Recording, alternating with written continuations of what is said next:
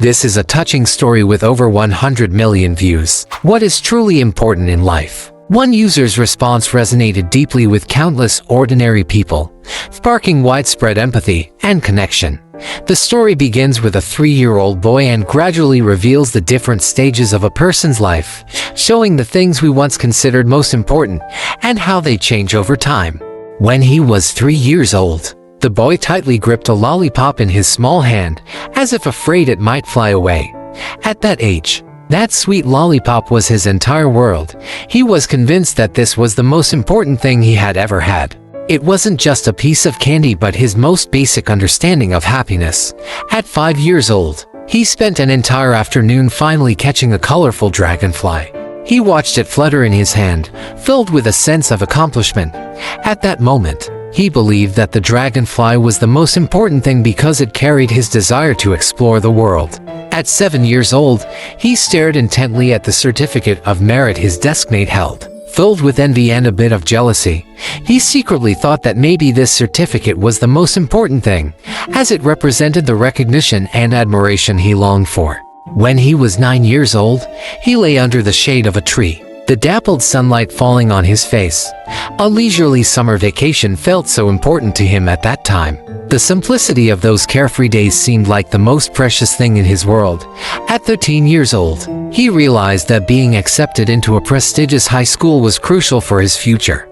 He knew that this was a turning point in his life, and at that moment, the high school admission letter became the most important thing to him. When he was 16, he sat in a classroom, the breeze gently blowing through. He found himself lost in thought, staring at the ponytail of the girl sitting in front of him. Suddenly, he felt that continuing on like this wouldn't be so bad, and for a brief moment, that feeling seemed most important. At 18, he studied day and night, praying and making wishes, all for the sake of a university acceptance letter.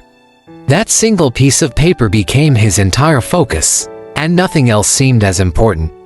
At 22, he bid farewell to campus life and stepped naively into what people called the real world. Suddenly, getting a job became the most important thing in his life. When he was 24, he stood at his wedding, surrounded by guests. He looked at his bride, who was not the girl he had admired at 16, and felt a slight pang of regret. But in that moment, his bride became the most important person to him. At 25, he was drinking and chatting with his friends, carefree and oblivious to the complexities of life. During that time, saving face and maintaining his reputation seemed most important.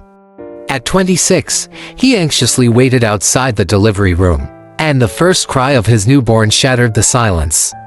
He knew that something even more important had arrived.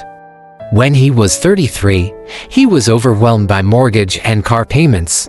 At that moment, he felt that money was the most important thing in life.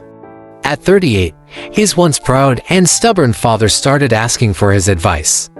It hit him suddenly that his father had finally grown old. That same year, his mother no longer scolded him but instead repeated herself with a touch of caution. He knew she too was aging. Also, at 38, his son stopped clinging to him, having found his own friends and life. He realized that from then on, his son would only drift further away from him. That year, he began to understand that perhaps time was the most important thing in the world. At 40, as he stared at the chaotic results of his medical report, he remembered that he had never really thought of himself as important. At 45, half his life had passed by in a haze. As he sat in his office, lazily going through the motions, he often thought about the dreams of his youth and felt that they had never seemed so important as they did now. At 50, he watched his son marry a decent girl.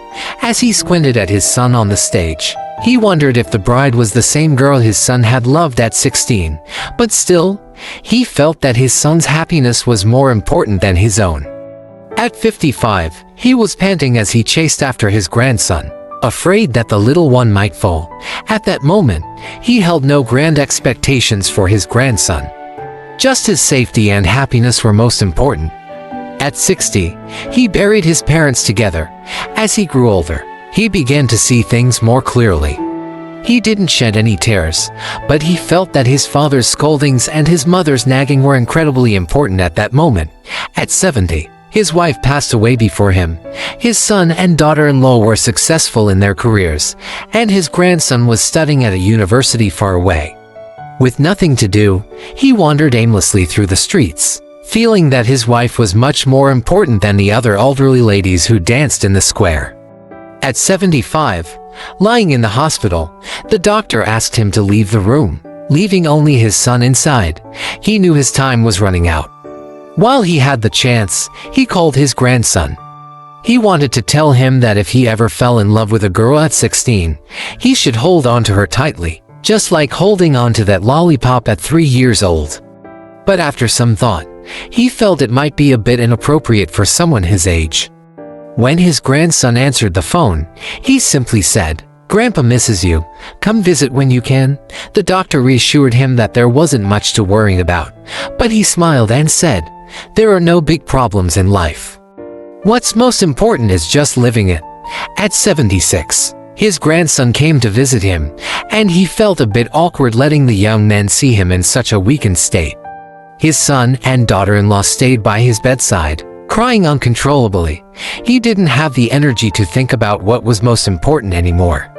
He just wanted his final arrangements to be simple.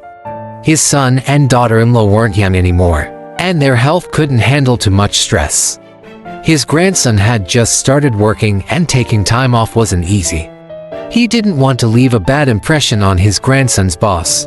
Just as he was thinking this, a breeze seemed to blow into his eyes, causing him to blink.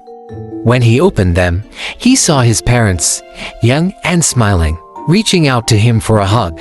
He had missed them so much that he didn't hesitate to jump out of bed and run to them. As he ran, he became 60 again, then 50, 40, 30, until he was 3 years old once more. Finally, they could hold him in their arms again. He nodded to them, and they smiled and nodded back, then turned and led him away. He looked back one last time at his son, daughter-in-law, and grandson, who were crying over his 76-year-old body. Although it felt a bit strange, it didn't matter. He knew they would be fine. So what is most important in life? Everything is important, yet nothing is indispensable, because whatever you once thought was most important will one day be lost. Regret is simply a constant part of life.